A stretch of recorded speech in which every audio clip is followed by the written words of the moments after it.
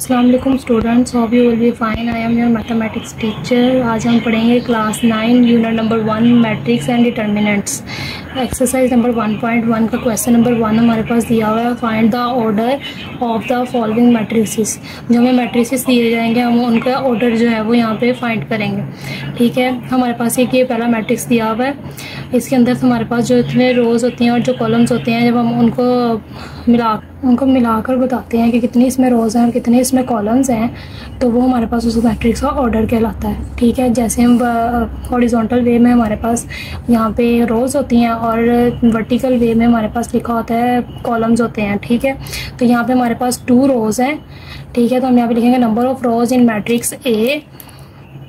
2 जो है हमारे पास यहाँ पे रोज़ हैं।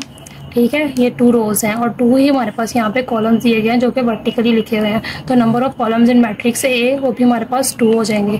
तो 2 रोज़ हैं, 2 कॉलम्स हैं, तो हमारे पास ऑर्डर ऑफ मैट्रिक्स ए बनेगा 2/2। ठीक है, इसी तरह से हमारे पास ए के लिए क्वेश्चन की तरह ही हमारे पास बी भी दिया हुआ है। इसका भी ऑर्डर सेम रहेगा। हमारे पास यहाँ पे 2 रोज़ गिवन है और 2 ही हमारे पास कॉलम्स हैं। ठीक है, तो इसका ऑर्डर भी क्या रहेगा 2/2। इसका क्वेश्चन नंबर 3 है हमारे पास C = 2 और 4 ये हमें दिया हुआ है। यहाँ पे हमारे पास एक रो है और हमारे पास 2 कॉलम्स है। तो number of rows in matrix C कितना है 1 है और number of columns in matrix C कितने हैं 2 है।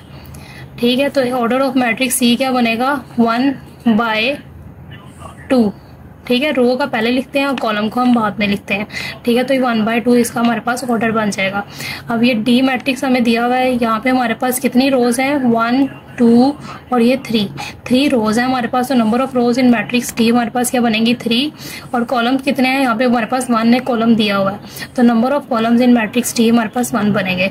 तो ऑर्डर ऑफ मैट्रिक्स डी हमारे पास क्या आएगा 3/1। इसी तरह से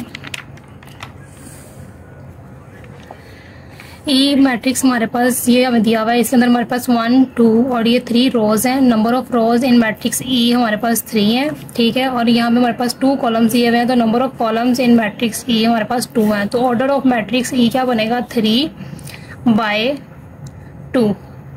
ठीक है, 3/2 का मैट्रिक्स है ये। अब यहाँ पे आपको हमारे पास मैट्रिक्स दिया गया जो कि 2 दिया गया है। यहाँ पे हमारे पास एक रो है। ठीक है, तो number of rows in matrix F1 है हमारे पास और कॉलम भी हमारे पास 1 ही है। तो ये 1/1 का मैट्रिक्स बनेगा। तो नंबर ऑफ कॉलम्स हमारे पास 1 है, तो ऑर्डर क्या होगा इस मैट्रिक्स का 1/1। इसी तरह से हमारे पास जी वाला मैट्रिक्स हमें गिवन है। यहाँ पे हमारे पास 1 2 और 3 रोज है। तो number of rows in matrix G हमारे पास 3 हैं और कॉलम्स कितने हैं 1 2 और ये 3 हमारे पास कॉलम्स हैं इन मैट्रिक्स जी में। तो ये हमारे पास जो ऑर्डर बनेगा इसका क्या बनेगा 3/3 का मैट्रिक्स है ये। ठीक है, ऑर्डर ऑफ मैट्रिक्स जी हमारे पास 3/3 बन गया।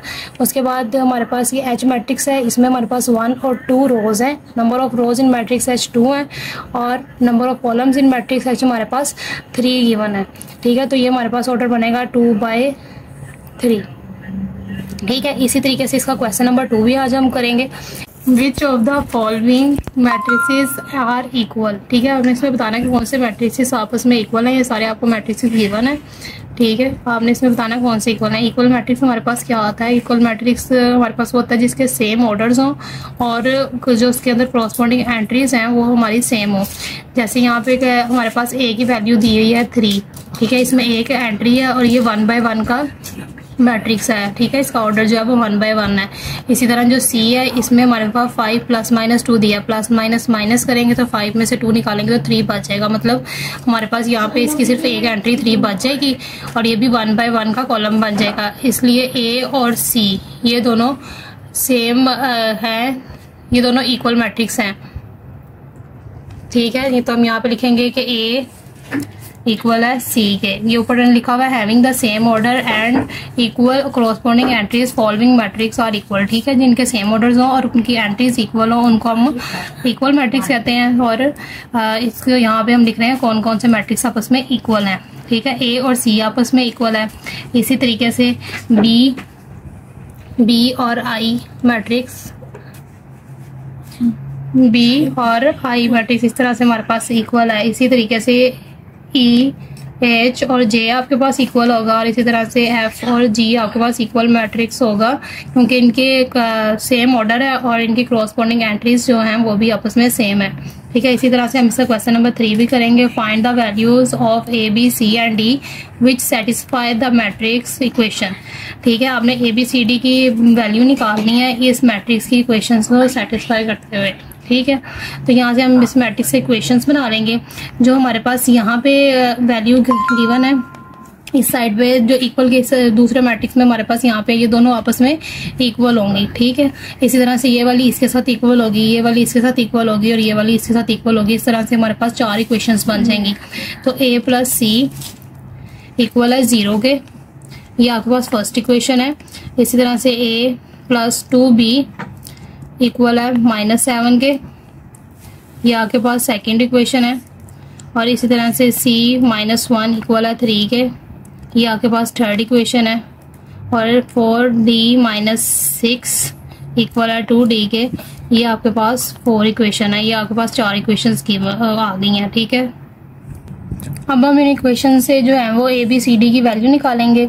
हम यहाँ पे देखें हमारे पास इक्वेशन 3 दी हुई है, यहाँ पे सिर्फ हमारे पास सी है। हम इक्वेशन 3 के साथ सी की वैल्यू निकाल लेंगे। इक्वेशन 3 को सॉल्व करते हुए हम यहाँ लिखेंगे फ्रॉम इक्वेशन 3। ठीक है, यहाँ से सी की वैल्यू निकालेंगे। ये हमारे पास 3 इक्वेशन है। ठीक है, सी यहीं पे रह जाएगा, यहाँ पे -1 है, ये दूसरी साइड पर जाएगा, इक्वल के दूसरी साइड पर जाएगा, तो इसका साइन यहाँ पे माइनस का उधर जाकर प्लस का हो जाएगा, तो ये बनेगा 3 + 1। सी की वैल्यू हमारे पास 4 आ जाएगी। ठीक है, तो ये सी की वैल्यू आ गई। अब हम सी की वैल्यू को अगर इक्वेशन नंबर 1 में पुट करें तो हमारे पास यहाँ से ए की वैल्यू आ जाती है। तो हम यहाँ से सी की वैल्यू इक्वेशन नंबर 1 में पुट करेंगे। Put C equal to 4 in equation 1। ठीक है, तो 1 वाले में हम पुट कर लेंगे, इक्वेशन को लिख लेते हैं। यहाँ पे सी की वैल्यू लगाएंगे जो कि 4 है, इक्वल टू 0। 4 को दूसरी साइड पर इक्वल के दूसरी साइड पर लेकर जाएंगे तो यहाँ पे जो प्लस साइन है दूसरी तरफ जाके माइनस साइन हो जाएगा, तो -4 आ जाएगा। ये हमारे पास ए की वैल्यू आ जाएगी।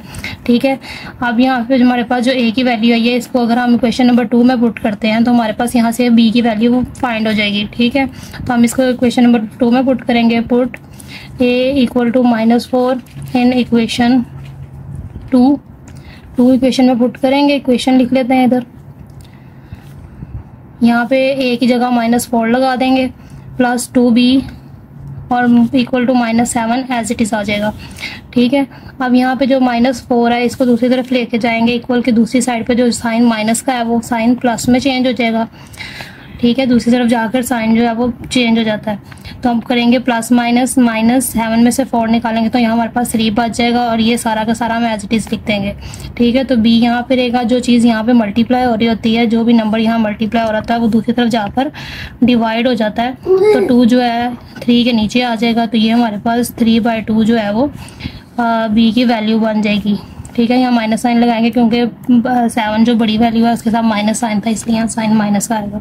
यहाँ हमारे पास सी की, ए की और बी की वैल्यू निकल आई। अब डी की वैल्यू निकालने के लिए हम इक्वेशन 4 को सॉल्व करेंगे। लिखेंगे फ्रॉम इक्वेशन 4। ठीक है, इक्वेशन 4 को आप यहाँ लिख लें 4d - 6 इक्वल टू 2d।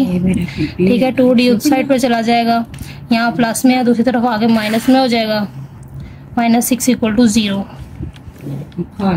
ठीक है, यहीं पे सोल्व कर लेते हैं इसे। तो 4d में से 2d को माइनस करेंगे तो हमारे पास यहाँ पे 2d बच जाएगा। 4 में से 2 निकालेंगे तो 2 और d साथ एज इट इज़, तो और 6 जो है वो दूसरी तरफ जाकर प्लस साइन में चेंज हो जाएगा। अब 2 यहाँ पे d के साथ मल्टीप्लाई हो रहा है तो दूसरी तरफ आकर डिवाइड हो जाएगा, तो 6/2 हो जाएगा। इसकी कटिंग कर सकते हैं, 2 1 2, 2 3 6, तो d इक्वल टू 3।